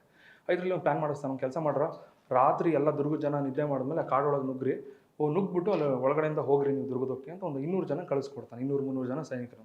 ಅವರೆಲ್ಲ ಈ ಥರ ಒಂದು ಟಾರ್ಚ್ ಮಾಡಿಕೊಂಡು ಪಂಜ್ ಮಾಡಿಕೊಂಡು ಕಾಡೊಳಗೆ ಹೋಗ್ತಾ ಇರ್ತಾರೆ. ಆ ಕಡೆಯಿಂದ ಈ ಮದಕರಿ ನಾಯಕರು ರಾತ್ರಿ ಪಾರೆ ಪಡೆ ಕಾಯ್ತಾ ಇರ್ಬೇಕಾದ್ರೆ ಎಲ್ಲೋ ಒಂದು ವಿಚಾರ ಮುಟ್ಟುತ್ತೆ, ಈ ಥರ ಹೈದರಾಲಿ ಕಡೆಯವರು ಬರ್ತಾ ಇದ್ದಾರೆ ರಾತ್ರಿ. ತಕ್ಷಣ ಮದಕರಿ ನಾಯಕರು ರಾತ್ರಿ ವಿಚಾರ ಮುಟ್ಟಿಸ್ತಾರೆ. ನಾಯಕರು ಮಧ್ಯರಾತ್ರಿ 12-1 ಗಂಟೆ ಟೈಮ್ ಮಲಗಿದ್ದವ್ರಿಗೆ ವಿಚಾರ ಮುಟ್ಟಿಸ್ತು. ಭಾಳ ತುಂಬ ಎಚ್ಚರದಿಂದ ಇರ್ತಾರೆ ಅವರು. ಗೊತ್ತಾದ ತಕ್ಷಣ ನಾಯಕರು ತಕ್ಷಣ ತಾವೇ ಕುದುರೆ ಮೇಲೆ ಹತ್ಕೊಂಡ್ಬಂದು ಕೇಳ್ತಾರೆ ಏನಾಯಿತು ಅಂತ. ಹಿಂಗೆ ಕೋಟೆ ಈ ಕಡೆಯಿಂದ ಯಾವುದೋ ಒಂದು ದಿಕ್ಕಿನಿಂದ ಒಳಗಡೆ ಬರಬೇಕು ಅಂತ ಪ್ಲ್ಯಾನ್ ಮಾಡ್ಯಾರಂತೆ. ನಾಯಕರು ಹೇಳ್ತಾರೆ, ಇಂಥ ಕಷ್ಟ ಇದೆ, ಮಧ್ಯರಾತ್ರಿ ಶತ್ರುಗಳು ಎಲ್ಲೆಲ್ಲಿ ಅಂತ ಹುಡ್ಕೋದು ಭಾಳ ಕಷ್ಟ. ಒಂದು ಕೆಲಸ ಮಾಡಿ, ಪಂಜ್ಗಳು ರೆಡಿ ಮಾಡ್ಕೊಂಡು ನನ್ನ ಜೊತೆ ಬನ್ನಿ ಅಂತಾರೆ. ಅವರೇ ಸೈನಿಕರು ಹೇಳಿದ್ರಂತೆ, ಬೇಡ ನೀವಿರಿ, ನಾವು ಹೋಗ್ತೀವಿ ಅಂತ. ನಾಯಕರು ಕೇಳಲ್ಲ, ನಾನು ಬರ್ತೀವಿ ಬನ್ನಿ ನೋಡೋಣ ಅದೇನಾಗುತ್ತೋ ಅಂತ. ಅದೊಂದು ಭೀಕರ ಕಥೆ, ಒಂದು ಭೀಕರ ಯುದ್ಧ ಅದು. ಮಧ್ಯರಾತ್ರಿ ಕತ್ಲಲ್ಲಿ ಯುದ್ಧ ಮಾಡ್ತಾರೆ. ಅಂದರೆ ಪಂಜ್ ಬೆಳಕು, ಕೈಯಲ್ಲಿ ಪಂಜು ಉಳಿತಾ ಇರತ್ತೆ, ಬಲ್ಗಲ್ಲಿ ಕತ್ತಿ ಹಿಡ್ಕೊಬೇಕು. ಎಂಥ ಪರಿಸ್ಥಿತಿ ನೋಡಿ. ಶತ್ರುಗಳು ಯಾರು ಅಂತಲೇ ಗೊತ್ತಾಗಲ್ಲ, ಅವರೆಲ್ಲ ಮುಖಕ್ಕೆ ಬಟ್ಟೆ ಕಟ್ಕೊಂಡಿರ್ತಾರೆ, ಏನೇನೂ ಗೊತ್ತಾಗಲ್ಲ, ಪೂರ್ತಿ ಕತ್ಲು ಕಾಡಲ್ಲಿ. ಆಗ ಮದಕರಿ ನಾಯಕರು ಯುದ್ಧ ಮಾಡ್ತಾರೆ. ಅದೊಂದು ಭಾಳ ವಿಶೇಷವಾದ ಒಂದು ಯುದ್ಧ ಅದು, ಮಧ್ಯರಾತ್ರಿ. ಆಗ ಪೂರ್ತಿ ಒಂದು 300 ಜನ 400 ಜನನ ಹೊಡೆದಾಕ್ತಾರೆ ರಾತ್ರಿ ಎಲ್ಲ. ಇವ್ರ ಕಡೆಯವರು ಭಾಳ ಜನ ತೀರ್ಕೊಂತಾರೆ ಮದಕರಿ ನಾಯಕರು. ಅದಾದಮೇಲೆ ಮದಕರಿ ನಾಯಕರು ಭಾಳ ಕಾನ್ಷಿಯಸ್ ಆಗ್ಬಿಡ್ತಾರೆ. ಎಷ್ಟು ಅಂದರೆ, ಇನ್ನು ಹೈದರಾಲಿನ ನಾವು ಒಂದೇ ಇರೋದು ಆಪ್ಷನ್ನು, ಒಂದು ಸರೆಂಡರ್ ಇಲ್ಲ ಯುದ್ಧ. ನಾನು ಯುದ್ಧ ಮಾಡಲೇಬೇಕು, ಭಾಳ ಹುಷಾರಾಗಿರ್ಬೇಕು ಅಂತ ಯೋಚನೆ ಮಾಡ್ತಿರ್ತಾರೆ. ಒಂದಿನ ಹೆಂಗೆ ಬೆಳಿಗ್ಗೆ ಅನ್ಸುತ್ತೆ, ಒಂದು 9-10 ಗಂಟೆಗೆ ನಾಯಕರು ಬೆಳಗ್ಗೆ ಟಿಫನ್ ಮುಗಿಸ್ಕೊಂಡು ಬಂದು ಕೋಟೆ ಮೇಲೆ ನಿಂತ್ಕೊಂಡು ನೋಡ್ತಾ ಇರ್ತಾರೆ. ಪಕ್ಕದಲ್ಲಿ ಮಂತ್ರಿ ಇರ್ತಾನೆ, ನರಸಪಾಲ, ಅವ್ನು ತಪ್ಸ್ಕೊಂಡಿರ್ತಾನೆ ಇನ್ನೊಬ್ಬ ಮಂತ್ರಿ. ಅವಾಗ ನಿಂತ್ಕೊಂಡು ಕೇಳ್ತಿರ್ತಾರೆ, ಏನು ರೀ ಇದೆಲ್ಲ ಸೈನ್ಯ ಇಷ್ಟೆಲ್ಲ ಇದ್ದಾರೆ, ಏನು ಕತೆ ಅಂತ. ಆ ಕಡೆ ಹೈದರಾಲಿ ತುಂಬ ದೂರದಲ್ಲಿ, ದುರ್ಗದಿಂದ 4 ಕಿಲೋಮೀಟರ್ ದೂರ, ಅವ್ನು ಕುತ್ಕೊಂಡು ನೋಡ್ತಿರ್ತಾನೆ. ಅವರು ಈ ಕಡೆ ಒಂದು ಇದಿರುತ್ತೆ ದುರ್ಬಿನ್, ಅವತ್ತಿನ ಕಾಲದಲ್ಲಿ ನೋಡ್ತಿರ್ತಾರೆ. ಅಲ್ಲಿ ಕಾಣಿಸ್ತಿರುತ್ತೆ. ಅವಾಗ ಅವನು ಹೈದರಾಲಿ ಕಡೆಯವನು ಹೇಳ್ತಾನೆ, ಅಣ್ಣವರೇ ನೋಡಿ ನಾಯಕರು ಕೋಟೆ ಮೇಲೆ ನಿಂತಿದ್ದಾರೆ, ಕಾಣಿಸ್ತಿದ್ಯಾ ಅಂತ. ಈ ಕಡೆಯಿಂದ ಮದಕರಿ ನಾಯಕ ನೋಡ್ತಾನೆ, ಇಲ್ಲ ಹೈದರಾಲಿ ನೋಡ್ತಾನೆ, ಮದಕರಿ ನಾಯಕರು ನಿಂತಿರ್ತಾರೆ ಒಂದು ಕೋಟೆ ಮೇಲೆ ಕತ್ತಿ ಕೈಯಲ್ಲಿ ಹಿಡ್ಕೊಂಡು. ನೋಡಾಡ್ತಾನೆ, ನಾನು ಬಿಡಲ್ಲ ಇವನ್ನ ಅಂತ ಹೈದರಾಲಿ ಅಂದು ಸುಮ್ಮನೆ ಆಗ್ತಾನೆ. ಅದಾದಮೇಲೆ ನಾಯಕರು ಕೇಳಿರಂತೆ, ಇಷ್ಟು ಜನ ಇದ್ದಾರಲ್ರಿ, ಏನು ರೀ ಮತ್ತೆ ಎಲ್ಲ ಹತ್ತತ್ರನೇ ಬರ್ತಾ ಇದ್ದಾರೆ, ಏನು ಮಾಡೋದು ಅಂತ. ಆವಾಗ ದೂರದಲ್ಲಿ ಯಾರೊಬ್ಬ ಅವನು ಹೈದರಾಲಿಯ ಆತ್ಮೀಯ ಒಬ್ಬ ಕಮಾಂಡರು, ಅವನೇನು ಮಾಡ್ತಾನೆ, ಸೈನ್ಯ ದುರ್ಗದ ಕೋಟೆ ಹತ್ತತ್ರ ನಿಲ್ಲಿಸ್ಕೊಂಡು ಏನೋ ಒಂದಿಷ್ಟು ಗೈಡ್ ಮಾಡ್ತಿರ್ತಾನೆ, ಕತ್ತಿ ಕೈಲಿ ಹಿಡ್ಕೊಂಡು ಹಿಂಗೆ ತಿರುಗಿಸ್ತಿರ್ತಾನೆ. ಮದಕರಿ ನಾಯಕರು ಅದು ದುರ್ಬಿನೋಡು ಕೇಳ್ತಾರೆ, ಯಾರೇ ಅವನು ಭಾಳ ಹಾರಾಡ್ತೀಯಾನೆ, ಭಾಳ ಮಾತಾಡ್ತೀಯಾನೆ ಅನಿಸುತ್ತೆ ಅಂತ. ಅವಾಗ ಹೇಳ್ತಾರೆ, ಇಲ್ಲ ಅವನೇ ಕಮಾಂಡರು, ಹೈದರಾಲಿಯ ಬಲಗೈಯವನು ಅಂತ ಹೇಳ್ತಾರೆ. ನಾಯಕರು ಹೇಳ್ತಾರೆ, ಕೋಟೆ ಬಾಗಿಲು ತೆಗೀರಿ, ಅವ್ನಿಗೆ ಗತಿ ಕಾಣಿಸ್ಬರ್ತೀನಿ ಇವತ್ತು ಅಂತ ಹೇಳ್ತಾರೆ. ಯಾಕೆ ನಿನ್ನೆ ರಾತ್ರಿ ಗಲಾಟೆ ಮಾಡಿಸಿರ್ತಾರಲ್ಲ ಆ ಕಾರಣಕ್ಕೆ. ಆಗ ಅವ್ರು ಹೇಳ್ತಾರೆ, ಇಲ್ಲ ಪ್ರಭುಗಳೇ, ಕೋಟೆ ಬಾಗಿಲು ತೆಗಿಯೋಕ್ಕೆ ಸಾಧ್ಯನೇ ಇಲ್ಲ, ಸೀಲ್ ಮಾಡಿಬಿಟ್ಟಿದ್ದೀವಿ, ಒಳಗಡೆಯಿಂದ ಒಂದು ಸಣ್ಣ ಒಂದು ಗುಬ್ಬಿನೂ ಬರೋಕ್ಕಾಗಲ್ಲ, ಕೋಟೆ ಬಾಗಿಲು ಅಷ್ಟು ಬಂದು ಆಗ ತೆಗಿಯೋಕ್ಕಾಗಲ್ಲ ಅಂತಾರೆ. ಇಲ್ಲ ನಾಯಕರು ಹೇಳ್ತಾರೆ, ತೆಗೀರಿ, ನಾನು ಇದೀನಿ, ನೀನು ನೋಡ್ಕೊಂಬರ್ತೀನಿ ಅಂತ. ಅವಾಗ ಕಮಾಂಡರ್ಸು ಜೊತೆಗಿದ್ದವ್ರು ಹೇಳ್ತಾರೆ, ಇಲ್ಲ ನೀವು ಒಂದು ಕೆಲಸ ಮಾಡಿ, ನೀವು ಬರೋದಿದ್ರೆ ನಾವು ಜೊತೆಗೆಲ್ಲರೂ ಬರ್ತೀವಿ. ನಾಯಕರು ಹೇಳ್ತಾರೆ. ನಾಯಕ ಚಿತ್ರದುರ್ಗ ಅವಾಗ ಅವ್ರು ಹೇಳ್ತಾರೆ, ತಮ್ಮ ತಾಯಿ ನೆನ್ಸ್ಕೊಂತಾರೆ, ಯಾರನ್ನ, ಓಬವ್ವನಾಗತ್ತೆ. ಅವ್ರೊಂದು ಮಾತು ಹೇಳಿರ್ತಾರೆ, ನೆನಪಿರ್ಬೇಕು, ಹೃದಯದಲ್ಲಿ ಯಾರ ಹೃದಯದಲ್ಲಿ ಬೈರುತ್ತೋ ಚಕ್ರವರ್ತಿಗಳು ಆಗೋಕ್ಕಾಗಲ್ಲ, ರಾಜರು ಆಗೋಕ್ಕಾಗಲ್ಲ. ಹೇಳ್ತಾರೆ, ನನ್ನ ತಾಯಿ ಹೇಳಿದ ಮಾತು ಇವತ್ತು ನೆನಪಾಗ್ತದೆ. ಅವ್ರು ಹೇಳಿದ್ದೆ ಯಾವಾಗ 12 ವರ್ಷ, ಆಗ ಮದಕರಿಗೆ 55 ವರ್ಷ. ಆಗ ಹೇಳ್ತಾರೆ, ಇಲ್ಲ ನಾನು ಹೋಗಲೇಬೇಕು, ತೆಗೀರಿ ಬಾಗಿಲು ಅಂತಾರೆ. ಬಾಗಿಲು ತೆಗಿಸ್ತಾರೆ. ಕುದುರೆದೊಂದು ಪಟ್ಟದ ಕುದುರೆ ಇರುತ್ತೆ, ಕುದುರೆ ತೊಗೊಂಡು ಕೈಯಲ್ಲಿ ಕತ್ತಿ ಹಿಡ್ಕೊಂಡು ಹೋಗ್ಬಿಡ್ತಾರೆ. ಮಿಂಚಿನ ಬೇಗ ರೀ ಕುದುರೆ ಓಡಿಸೋದು ಅಂದರೆ ಅದೊಂದು ಅಷ್ಟು ಸ್ಪೀಡ್, ಅದು ಲೈಕ್ ಎ ಟ್ರೈನ್ ಅಷ್ಟು ಸ್ಪೀಡಲ್ಲಿ ಇರ್ತಾರೆ. 100 ಕಿಲೋಮೀಟರ್ ಇರುತ್ತೆ ಕುದುರೆ, ಅಷ್ಟು ಬೇಗ ಕುದುರೆ ತೊಗೊಂಡು ಹೋಗ್ತಾರೆ. ಕುದುರೆ ತೊಗೊಂಡು ಹೋದವರು ತಾರಾಸು ಚೆನ್ನಾಗಿ ವರ್ಣಿಸ್ತಾರೆ. ಹೆಂಗೆ ವರ್ಣಿಸ್ತಾರೆ ಅಂದರೆ, ಬಲಗೈಯಲ್ಲಿ ಕತ್ತಿ ಬೀಸಿದ್ರಂತೆ ನಾಯಕರು, ಎಡಗೈಯಲ್ಲಿ ಒಂದು ತಲೆ ಇತ್ತಂತೆ. ಬಲಗೈಯಲ್ಲಿ ಕತ್ತಿ, ಎಡಗೈಯಲ್ಲಿ ತಲೆ ಹಿಡ್ಕೊಂಡು ವಾಪಸ್ ಕುದುರೆ ಹಂಗೆ ತಿರುಗಿಸ್ಕೊಂಡು ವಾಪಸ್ ಬರ್ತಾರೆ. ಹೈದರಾಲಿ ಕಡೆಯವರು ಟೆನ್ಷನ್, ಯಾರು ಹೊಡೆದ್ರು ಏನು ಅಂತಲೇ ಗೊತ್ತಿಲ್ಲ, ಅವನಲ್ಲೇ ಸತ್ಬಿದ್ದೇನೆ ಕಮಾಂಡರ್. ಓಕೆ, ವಾಪಸ್ ಕೋಟೆ ಒಳಗೆ ಬಂದು ಅದನ್ನಲ್ಲಿಟ್ಟು ತಲೆ ಇಟ್ಟು ನಿಂತ್ಕೋತಾರೆ. ಎಲ್ಲರೂ ಸೈನಿಕರು ಹಂಗೆ ಕಣ್ಣಲ್ಲಿ ಹಂಗೆ ನಿಬ್ಬೆರಗಾಗಿ ನೋಡ್ತಿರ್ತಾರೆ. ಏನಪ್ಪ ನಾಯಕರು, ಇಂಥವ್ರು ನಾಯಕರನ್ನು ಪಡೆದು ನಾವೇ ಧನ್ಯ, ಜನರನ್ನು ಇಷ್ಟು ಪ್ರೀತಿಸ್ತಾರಲ್ಲ, ಎಷ್ಟು ಅಭಿಮಾನ ಇವರಿಗೆ ಅಂತ. ಕೊನೆಗೆ ನೋಡಿ, ಇಷ್ಟೆಲ್ಲ ಆದಮೇಲೆ ಕೊನೆಗೆ ಹೈದರಾಲಿ ಹಠ ಹಿಡಿತಾನೆ, ಇಲ್ಲ ಇನ್ನು ನಾನು ಸುಮ್ಮನಿದ್ರೆ ಆಗಲ್ಲ, ಒಂದು ಪ್ಲ್ಯಾನ್ ಮಾಡಬೇಕು ಅಂತೇಳಿ ಒಂದು ತುಂಬ ವಿಶೇಷವಾದ ಒಂದು ಪ್ಲ್ಯಾನ್ ಮಾಡ್ಕೊಂಡ. ಏನಪ್ಪ ಅಂದರೆ, ಒಂದಿಷ್ಟು ಜನ ಸೈನಿಕರನ್ನು, ಮುಸ್ಲಿಂ ಸೈನಿಕರನ್ನು ಕೋಟೆ ಒಳಗಡೆ ಕಳಿಸ್ಬಿಟ್ಟು ಅವರು ಅಲ್ಲೊಂದು ದರ್ಗಾ ಇರುತ್ತೆ ಚಿತ್ರದುರ್ಗದ ಒಳಗಡೆ. ಅಲ್ಲಿ ಚಿತ್ರದುರ್ಗದ ನಾಯಕನ ಕೈ ಕೇಳೋ ಒಂದಿಷ್ಟು ಜನ ಮುಸ್ಲಿಂ ಸೋಲ್ಜರ್ಸ್ ಇರ್ತಾರೆ. ಎಲ್ಲ ತುಂಬ ಒಳ್ಳೆಯವರು ಇರ್ತಾರೆ. ಅವ್ರ ಪಾಡಿಗೆ ಅವ್ರ ನಿಯತ್ತಿಂದ ಕೆಲಸ ಮಾಡ್ತಿರ್ತಾರೆ. ಇವ್ರ ಕಡೆ ಅವ್ನು ಬಂದು ದರ್ಗಾದಲ್ಲಿರುವಂಥ ಮುಫ್ತಿಗೆ ಒಂದು ಮಾತು ಹೇಳ್ತಾನೆ. ಏನಪ್ಪ ಅಂತಂದರೆ, ನಾವೆಲ್ಲರೂ ಮುಸ್ಲಿಮ್ಸು, ದುರ್ಗದ ಸೈನಿಕರು ಹೈದರಾಲಿ ಪರವಾಗಿ ನಿಂತ್ಕೋಬೇಕು ಅಂತ ಹೇಳ್ತಾನೆ. ಆಗ ಅವನು ಹೇಳ್ತಾನಂತೆ, ಸಾಧ್ಯನೇ ಇಲ್ಲ, ನಾವು ಮದಕರಿ ಅನ್ನ ತಿಂದಿದ್ದೀವಿ, ಈ ಮಣ್ಣಿನ ಅನ್ನ ತಿಂದಿದ್ದೀವಿ, ನಾವು ಯಾವತ್ತೂ ಅವನ ಪರವಾಗಿ ನಿಂತ್ಕೋತೀವಿ, ಆಗಲ್ಲ ಅಂತ ಅವನು ಕುರಾನ್ ಇಟ್ಕೊಂಡು ಒತ್ತಾಯಪೂರ್ವಕವಾಗಿ ಪ್ರಮಾಣ ಮಾಡಿಸ್ತಾನೆ ಮುಫ್ತಿಗೆ. ಇಲ್ಲ, ನಾವು ಹೈದರಾಲಿ ಪರವಾಗಿ ನೀವು ಕೆಲಸ ಮಾಡಬೇಕು, ಇಲ್ಲಾಂದರೆ ಕುರಾನ್ ಮೇಲೆ ಆಣೆ ಹಾಗೆ ಹೇಗೆ ಅಂತ ಹೇಳ್ಬಿಡ್ತಾರೆ. ಆಗ ಮುಫ್ತಿ ಅವನ ಆ ಧಾರ್ಮಿಕ ವಿಚಾರಕ್ಕೆ ಕಟ್ಟು ಬಿದ್ದು ಕೊನೆ ಪ್ರಮಾಣ ಮಾಡ್ತಾನೆ, ನಾನು ಎಲ್ಲ ಸೈನಿಕರನ್ನು ಕನ್ವರ್ಟ್ ಮಾಡ್ತೀನಿ ಅಂತ. ಇದು ನಡೆಯುವಂಥ ಒಳ ಷಡ್ಯಂತ್ರ ನಡೆಯುತ್ತೆ. ಮದಕರಿ ನಾಯಕರಿಗೆ ಏನು ಇದ್ರ ಸುಳಿವೇ ಇಲ್ಲ. ಹಿಂಗೆ ನಡೀತು. ಒಂದಿನ ಮಧ್ಯಾಹ್ನ ಟೈಮು, ಕತೆ ಕೇಳಿ. ಮದಕರಿ ನಾಯಕರು ಹೋರಾಟ ಮಾಡ್ತಿದ್ದಾರೆ, ಈ ಕಡೆ ಹೈದರಾಲಿ ಕಡೆಯವರು. ಒಂದಿನ ಹೀಗೆ ಮಧ್ಯಾಹ್ನ ಟೈಮು, ಒಂದು ಬೆಳಗ್ಗೆ ಒಂದು 10-11 ಗಂಟೆ ಅನಿಸುತ್ತೆ. ಒಬ್ಬಳು ಹೆಣ್ಣು ಮಗಳು ಓಬವ್ವ ಅಂತ. ಆ ಓಬವ್ವ ಏನು ಮಾಡ್ತಾಳೆ, ತನ್ನ ಗಂಡ ಮುದ್ದೆ ಹನುಮಪ್ಪ ಅಂತ ಅವನ ಹೆಸರು, ಅವ್ನು ಕೋಟೆ ಕಾವಲುಗಾರ, ಅಲ್ಲಿ ಮೇಲೆ ತಿರುಗ್ತಿರ್ತಾನೆ. ಊಟಕ್ಕೆ ಕರೀತಾಳೆ, ಮಧ್ಯಾಹ್ನ 12 ಗಂಟೆ ಅವನು ಊಟಕ್ಕೆ ಬರ್ತಾನೆ. ಊಟಕ್ಕೆ ಇಡ್ತಾಳೆ. ಊಟ ಇಟ್ಬಿಟ್ಟು ನೀರು ತರಬೇಕು ಅಂತ ಹೋಗ್ತಾಳೆ. ಕತೆ ಗೊತ್ತೇ ನಿಮಗೆ. ನೀರು ತರಬೇಕು ಅಂತ ಹೋಗ್ತಾಳೆ. ನೀರು ತರಕ್ಕೆ ಹೋದಾಗ ಒಂದಿಷ್ಟು ಜನ ಕೋಟೆ ಒಳಗಡೆ ಬರ್ತಾ ಇರ್ತಾರೆ. ಅವಳು ತುಂಬ ಸೂಕ್ಷ್ಮಮತಿ, ತುಂಬ ಬುದ್ಧಿವಂತೆ, ತಿಳುವಳಿಕೆ ಹೆಣ್ಣು ಮಗಳು. ಅವಳು ನೋಡಿದ ತಕ್ಷಣ ಗೊತ್ತಾಯ್ತು, ನಮ್ಮ ದುರ್ಗದ ಸೈನಿಕರಂತೂ ಅಲ್ವೇ ಅಲ್ಲ, ಅವ್ರ ಬಟ್ಟೆ ಮುಖ ನೋಡಿದ್ರೆ ಬೇರೆಯವರು ಅಂತ. ತಕ್ಷಣ ಗೊತ್ತಾಗಿ ಏನು ಮಾಡ್ತಾಳೆ, ವಾಪಸ್ ಮನೆಗೆ ಬಂದರೆ ಗಂಡ ಊಟ ಮಾಡ್ತಿರ್ತಾನೆ. ನಿಮ್ಗೊಂದು ಪದ್ಧತಿ ಗೊತ್ತು, ಊಟ ಮಾಡೋರನ್ನ ಮಧ್ಯಕ್ಕೆ ಯಾರು ಸ್ಟಾಪ್ ಮಾಡಲ್ಲ. ಸೊ ಅವಳು ಏನು ಮಾಡ್ತಾಳೆ, ಒನಕೆ ತೊಗೊಂಡು ತಾವೇ ಹೋಗ್ತಾಳೆ. ಹೋಗ್ಬಿಟ್ಟು ನಿಂತ್ಕೋತಾಳೆ. ಅವಳಿಗೆ ಗೊತ್ತಿರುತ್ತೆ ಎಲ್ಲಿಂದ ಬರ್ಬೋದು ಅವರು ಅಂತ. ಆವಾಗ ಅವ್ನು ಮಾಡ್ತಾಳೆ, ಒಂದು ಕಡೆ ಹೋಗ್ಬಿಟ್ಟು ಅಲ್ಲೊಂದು ಗಿಂಡಿ, ಒಂದು ಸಣ್ಣದೊಂದು ಜಾಗ ಇರುತ್ತೆ, ಆ ಜಾಗದಿಂದ ಒಬ್ಬರೊಬ್ಬರೇ ಬರ್ತಿರ್ತಾರೆ. ಆಗ ಅವಳಿಗೆ ಒಂದು ಅಂದ್ಕೋತಾಳೆ, ದುರ್ಗವನ್ನು ನಾಯಕರು ಹಗಲು ರಾತ್ರಿ ಕಾಯ್ತಿದ್ದಾರೆ, ಅವ್ರಿಗೆ ಗೊತ್ತಿರುತ್ತೆ ಎಷ್ಟು ಕಷ್ಟಪಡ್ತಿರ್ತಾರೆ ನಾಯಕರು ಅಂತ. ಇಂಥದ್ರಲ್ಲಿ ನಾವು ಮತ್ತು ದುರ್ಗದ ಜನ ನಾವೇ ಹೆಂಗಿರಬೇಕು, ನಾಯಕರಿಗೆ ಪ್ರಾಣವನ್ನಾರು ಕೊಡಬೇಕು ಅಂತೇಳಿ ತಾನು ಒಬ್ಬರೊಬ್ಬರನ್ನ ಹೊಡೆಯೋಕ್ಕೆ ಶುರು ಮಾಡ್ತಾಳೆ. ಹೊಡೆದು ಹಾಕ್ತಿರ್ತಾಳೆ, ಹೊಡೆಯೋದು ಅವ್ನು ಆಚೆ ಎಳ್ದಾಗ್ತಿರ್ತಾಳೆ, ಹೊಡೆಯೋದು ಆಚೆ ಎಳ್ದಾಗ್ತಿರ್ತಾಳೆ. ಹೀಗೆ ಸುಮಾರು ಒಂದು ಅರ್ಧ ಗಂಟೆ ಮೇಲಾಗುತ್ತೆ. 10-6 ಜನ ಪ್ರಾಣ ಹೋಗಿರುತ್ತೆ. ಮುದ್ದೆ ನಮ್ಮಪ್ಪ ಊಟ ಮಾಡ್ಕೊಂಡು ಬರ್ತಾನೆ. ಬಂದು ನೋಡಿದ್ರೆ ಅಲ್ಲಿ ಹೆಂಡ್ತಿ ನೋಡಿದ್ರೆ ಒಬ್ಬೊಬ್ಬ ಹೊಡೆದಾಗ್ತಿದ್ದಾಳೆ, ಒಬ್ಬರೊಬ್ಬರನ್ನೇ, ಮುಖ ಪೂರ್ತಿ ರಕ್ತ. ಅವಳು ರಣಚಂಡಿ ಆಗಿರ್ತಾಳೆ ಕೋಪದಲ್ಲಿ. ಆಗ ನೋಡ್ಬಿಟ್ಟು ಭಾಳ ಸಂತೋಷ ಪಡ್ತಾನೆ. ತಕ್ಷಣ ಅವಳು ಹೇಳ್ತಾಳೆ, ಹೋಗಿ ಮಾಹಿತಿ ಮುಟ್ಟಿಸಿ ಅಂತ. ಹೋಗಿ ಕಾಳೆ ಓದ್ತಾರೆ. ಮಧ್ಯಾಹ್ನ 12 ಗಂಟೆ ಟೈಮು. ನಾಯಕರು ಅರಮನೆಯಲ್ಲಿ ಇರ್ತಾರೆ. ಗೊತ್ತಾಗುತ್ತೆ ಇದು ಏನೋ ವಿಶೇಷವಾಗಿ ಅಂತ. ತಕ್ಷಣ ಹೊರಗೆ ಬಂದು ನೋಡಿದ್ರೆ ಅಲ್ಲಿ ಯಾರೋ ಹೈದರಾಲಿ ಸೈನಿಕರು ಒಳಗೆ ಬಂದಿದ್ದಾರೆ ಅಂತ. ನಾಯಕರು ಸ್ವತಃ ತಾವೇ ಹೋಗ್ತಾರೆ, ಎಲ್ಲ ಸೈನಿಕರನ್ನು ಹೊಡೆದಾಕ್ಸ್ತಾರೆ. ಓಕೆ. ಆಗ ಓಬವ್ವನಾಗತಿ ಅಲ್ಲಿ ಸಾಯಲ್ಲ. ಆ್ಯಕ್ಚುಲಿ ನಮ್ಮ ಸಿನಿಮಾದಲ್ಲಿ ಆ ಥರ ತೋರಿಸಿದ್ದಾರೆ. ಆ 1777 ಘಟನೆ ಆದಮೇಲೆ 2 ವರ್ಷ ನಾಗತಿ ಓಬವ್ವ ಬದುಕಿದ್ಲು ಆ್ಯಕ್ಚುಲಿ, ಒನಕೆ ಓಬವ್ವ. ಆಗ ನಾಯಕರು ಅವಳನ್ನ ಅರಮನೆ ಕರೆಸಿ ಭಾಳ ಹೆಮ್ಮೆಯಿಂದ ಅವ್ರು ಮಾತಾಡ್ತಾರೆ, ಇವತ್ತು ನಿನ್ನ ಬಗ್ಗೆ ನನಗೆ ತುಂಬ ಹೆಮ್ಮೆ ಇದೆ, ದುರ್ಗಕ್ಕೆ ಕಿರೀಟ ನೀನು, ಈ ದುರ್ಗದ ಹೆಣ್ಣು ಮಕ್ಕಳು ಏನು ಅಂತ ನೀನು ತೋರಿಸ್ಕೊಟ್ಬಿಟ್ಟೆ ಅಂತ. ಆಗ ಅವ್ನು ಹೇಳ್ತಾರೆ, ಒಂದು ಚಿನ್ನದ ತಟ್ಟೆಯಲ್ಲಿ ಮಡ್ಲಕ್ಕಿ ತೊಗೊಂಬನ್ನಿ ಅಂತ ಹೇಳ್ತಾರೆ. ಅವಳಿಗೆ ಸೀರೆ, ಬಾಗಿನ, ಅರಿಶಿನ, ಕುಂಕುಮವನ್ನು ಕೊಡ್ತಾರೆ, ರಾಜ ಮುದ್ರೆ ಇರೋ ಒಡವೆಗಳನ್ನು ಕೊಡ್ತಾರೆ. ಕೊಟ್ಟು ಅವ್ರ ಕೈಯಾರೆ ಕೊಡ್ತಾರೆ. ಆ ಓಬವ್ವ ಭಾಳ ಸಂತೋಷ ಪಡ್ತಾಳೆ. ಅದನ್ನು ತೊಗೊಂಡು ಹೋದ್ಲು ಅಂತ ಇತಿಹಾಸದ ಕಥೆಗಳು. ಅದಾದಮೇಲೆ ಆಕೆ ಒಂದು 2 ವರ್ಷ ಆದಮೇಲೆ ತೀರ್ಕೋತಾಳೆ ಓಬವ್ವ. ಬಟ್ ಇವತ್ತು ಓಬವ್ವನ ಸಮಾಧಿ ಹೆಂಗಿದೆ ಅಂತಂದರೆ ಅಷ್ಟು ಕೆಟ್ಟದಾಗಿ ಇಟ್ಕೊಂಡಿದ್ದೀವಿ ನಾವು. ಅದೇ ಆ ಓಬವ್ವ ಎಲ್ಲರೂ ಜರ್ಮನಿಯಲ್ಲೋ ಫ್ರಾನ್ಸಲ್ಲೋ ಹುಟ್ಟಿದ್ರೆ ಇವತ್ತು ಅವಳನ್ನು ಮೆರೆಸಿರೋರು ಆ ಜನ. ಯಾಕೆಂದರೆ ಅವ್ರ ದೇಶದಲ್ಲಿ ಹೆಣ್ಮಕ್ಳು ಆ ಥರ ಯಾರೂ ಇರಲೇ ಇಲ್ಲ. ಕರೆಕ್ಟೇನ್ರಿ? ಭಾಳ ರೇರು. ಆದರೆ ನಮ್ಮ ದೇಶದಲ್ಲಿ ಎಂತೆಂಥವ್ರಿಗೆ ನಾವು ನಮಗೆ ಪರಿಜ್ಞಾನ ಇಲ್ಲ.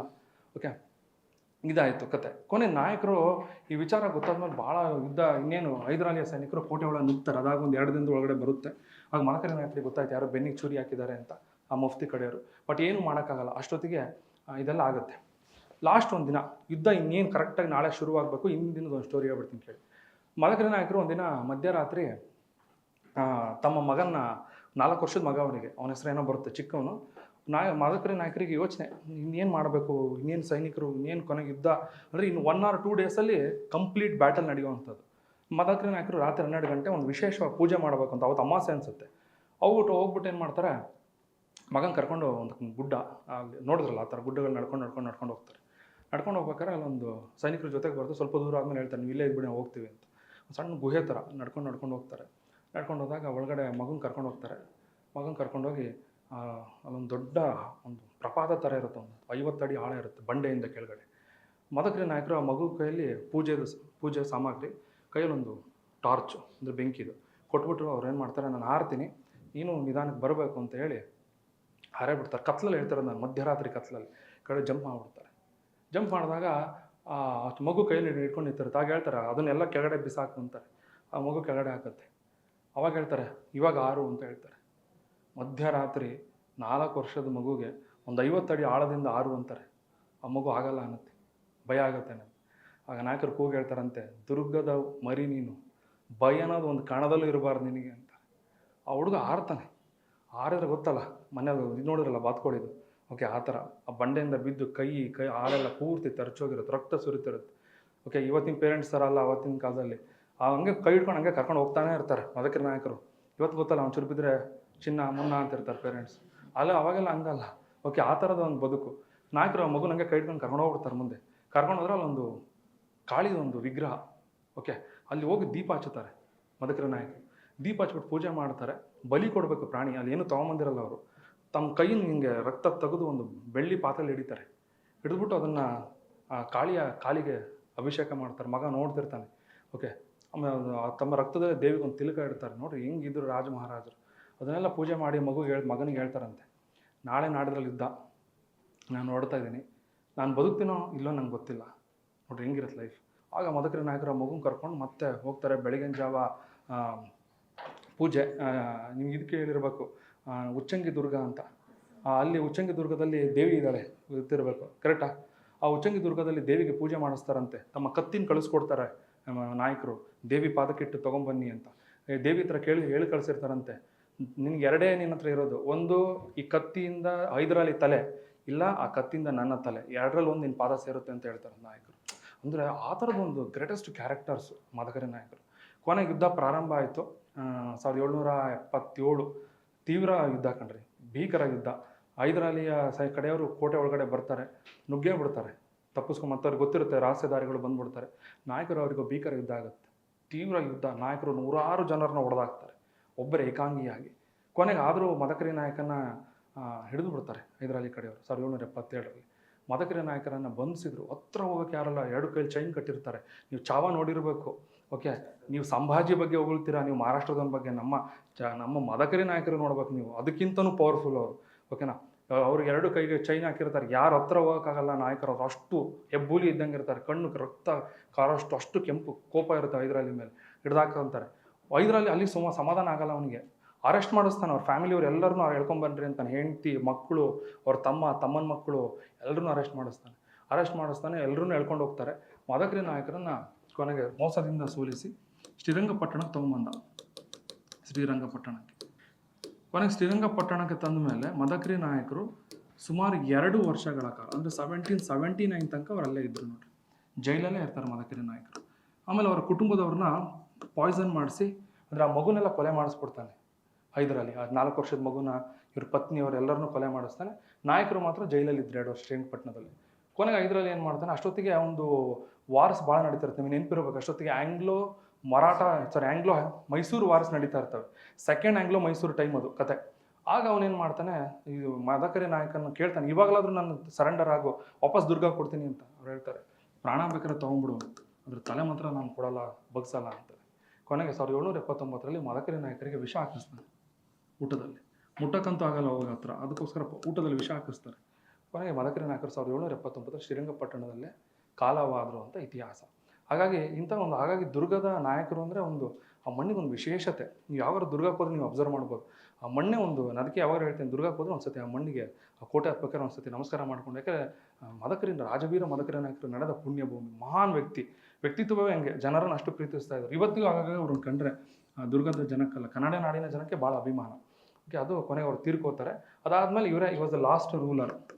ಇದಾದ್ಮೇಲೆ ಅವ್ರ ಕಡೆಯವ್ರು ಸ್ವಲ್ಪ ಆಳ್ವಿಕೆ ಮಾಡಿದಂತೆ, ಬಟ್ ಅಂತ ಏನು ಎಫೆಕ್ಟಿವ್ ಇರಲ್ಲ.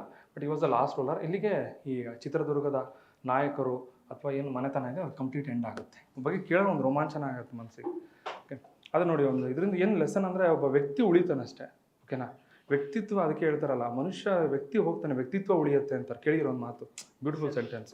ಒಬ್ಬ ಮನುಷ್ಯ ವಯಸ್ಸಾದ್ಮೇಲೆ ಒಂದಿನ ತಿರ್ಕೋತಾನೆ, ಬಟ್ ಆ ವ್ಯಕ್ತಿ ಹೇಗಿದ್ದಾನೆ ಅದನ್ನು ಜನ ಮರೆಯಲ್ಲ. ಸೊ ಇತಿಹಾಸ ಯಾವಾಗಲೂ ಏನು ತಿಳಿಸುತ್ತೆ ಅಂದರೆ, ವ್ಯಕ್ತಿ ಹೋಗ್ತಾನೆ, ವ್ಯಕ್ತಿತ್ವ ಉಳಿಯುತ್ತೆ. ಸೊ ಇತಿಹಾಸದಲ್ಲಿ ಯಾವಾಗಲೂ ನೀವೇನಾದ್ರು ಮದಕರಿ ನಾಯಕರು ಅಂದರೆ ಭಾಳ ವ್ಯಕ್ತಿತ್ವ, ದೊಡ್ಡ ವ್ಯಕ್ತಿತ್ವ. ಇನ್ನು ಹೇಳೋದು ಭಾಳಷ್ಟಿದೆ ಅವ್ರ ಬಗ್ಗೆ, ಅಷ್ಟೊಂದು ಟೈಮ್ ಇಲ್ಲ, ನಮ್ಮ ಸಿಲೆಬಸ್ಸಿಗೆ ಅವಶ್ಯಕತೆ ಇಲ್ಲ. 5th ಮದಕರಿ ನಾಯಕ 1755 to 79 ಅಷ್ಟೇ. ಇಲ್ಲಿಂದ ವಾರ್ಸಿಂದ. ಇನ್ 1763 1763 ಮದಕರಿ ನಾಯಕ ಸಪೋರ್ಟೆಡ್ ಹೈದರ್ ಅಲಿ ಇನ್ ಬಿದನೂರು ಬ್ಯಾಟಲ್. 1763ರಲ್ಲಿ ಮದಕರಿ ನಾಯಕ ಬಿದನೂರು ಕದನದಲ್ಲಿ, ಬಿದನೂರು ಅಂತ ಊರ ಹೆಸರು ಗೊತ್ತಲ್ಲ ನಿಮಗೆ, ಬಿದನೂರು ಬಿದನೂರು ಅಂತ ತಕ್ಷಣ ನಮ್ಗೆ ನೆನಪಾಗೋದು ಯಾರು ಗೊತ್ತಾ? ಬೂದಿ ಬಸಪ್ಪ ಅಂತ ಒಬ್ಬ. ಹಾಂ, ಕರೆಕ್ಟಾ? ಬೂದಿ ಬಸಪ್ಪ, ಅದೇ ಊರು. ಬಿದನೂರು ಕದನದಲ್ಲಿ ಹೈದರಾಲಿಗೆ ಬೆಂಬಲಿಸಿದನು. ಈ ಸ್ಕೆಲ್ಟನ್ ಬರ್ಕೊಳ್ರಿ. ಬಿದನೂರು ಬ್ಯಾಟಲ್ಲು, ಹೈದರಾಲಿ ಮದಕರಿ ನಾಯಕ ಒಂದು ಕಡೆ, ವೀರಮಾಜಿ ಒಂದು ಕಡೆ. ಹೈದರಾಲಿ 5th ಮದಕರಿ ನಾಯಕ, ಆ ಕಡೆ ವೀರಮಾಜಿ ಅಂತ. Veeramaji was defeated and imprisoned at Srirangapatna.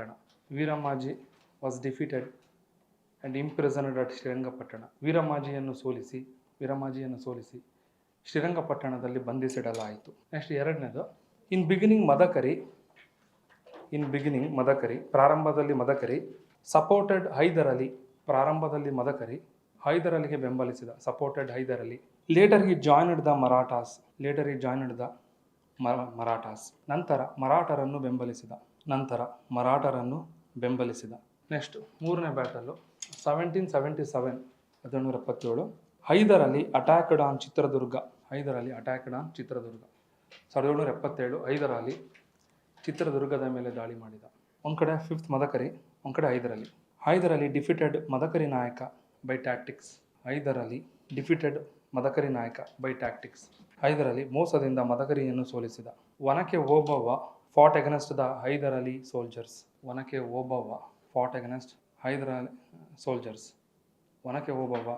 Hyder Ali ಸೈನಿಕರ ವಿರುದ್ಧ ಹೋರಾಟ ಮಾಡಿದಳು. Next, Madakari Nayaka was imprisoned at Srirangapatna. Madakari ನಾಯಕನನ್ನು ಶ್ರೀರಂಗಪಟ್ಟಣದಲ್ಲಿ ಬಂಧಿಸಿಡಲಾಯಿತು. Imprisoned at Srirangapatna. Last, in 1779, 1779ರಲ್ಲಿ Madakari Nayaka was poisoned and killed by Hyder Ali. 1779ರಲ್ಲಿ ಮದಕರಿ ನಾಯಕನಿಗೆ ಹೈದರಾಲಿ ವಿಷ ಹಾಕಿ ಹತ್ಯೆ ಮಾಡಿದನು. ಅವನು ತೀರ್ಕೊಳ್ತಾನೆ. ಅದಾಗಿ 3 ವರ್ಷ, 80, 81, 82 ಡಿಸೆಂಬರು ಹೈದರಾಲಿ ತೀರ್ಕೊತಾನೆ ಕ್ಯಾನ್ಸರಿಂದ. Only 3 years difference. ಗೊತ್ತಲ್ಲ ನಿಮ್ಗೆ story, second Anglo Mysore war. ಅಲ್ಲಿ ಹೆಕ್ಟರ್ ಮನ್ರೋ, ಓಕೆ, ದೊಡ್ಡ ಅವರು ವಾರಿಯರ್ಸ್, ಅವ್ರ ಕಡೆ ಬ್ರಿಟಿಷ್ ಕಡೆಯವರು. ಮುಂದೆ ಹೇಳ್ತೀನಿ ತೊಗೊಳ್ಳಿ, ಮೈಸೂರು ವಾರ್ಸಲ್ಲಿ ಭಾರಿ ಮಜಾ ಇದೆ ಅಲ್ಲಿ. ಓಕೆ, ಇಷ್ಟು. ನೆಕ್ಸ್ಟ್ ನಮ್ಮ ಮದಕರಿಗೆ ಒಂದು ಟೈಟಲ್ಸ್ ಇದೆ, ಬರ್ಕೊಡ್ರಿ ಒಂದು 2-3 ಟೈಟಲ್ಸ್, ಬಿರುದುಗಳು. ಒಂದು ಗಾದ್ರಿ ಮಲೆ ಹೆಬ್ಬುಲಿ ಅಂತ. ಗಾದ್ರಿ ಮಲೆ ಅಂದರೆ ಅದೊಂದು ಬೆಟ್ಟ, ಕೇಳಿರ್ಬೇಕು ನೀವು. ಗಾದ್ರಿ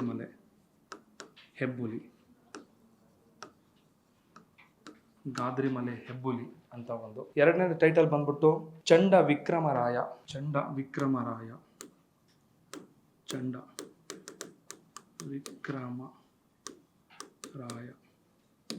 ನೆಕ್ಸ್ಟ್ ಮೂರನೇದು ಹಿಂದೂ ಪಾಳೆಗಾರರ ಗಂಡ.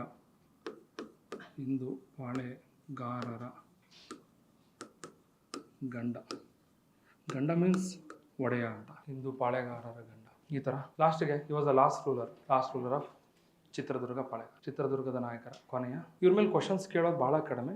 ಕೇಳಿದ್ರೆ ಎಷ್ಟು ಇರುತ್ತೆ, ನಾಯಕರು ಯಾರು, ಸ್ಥಾಪಕರು ಯಾರು, ಆಮೇಲೆ ಯಾವ ಯುದ್ಧ ಮಾಡಿದ್ದ, ಎಷ್ಟನೇ ಇಸ್ವಿ, ಇಷ್ಟು ಗೊತ್ತಿದ್ರೆ ಸಾಕು.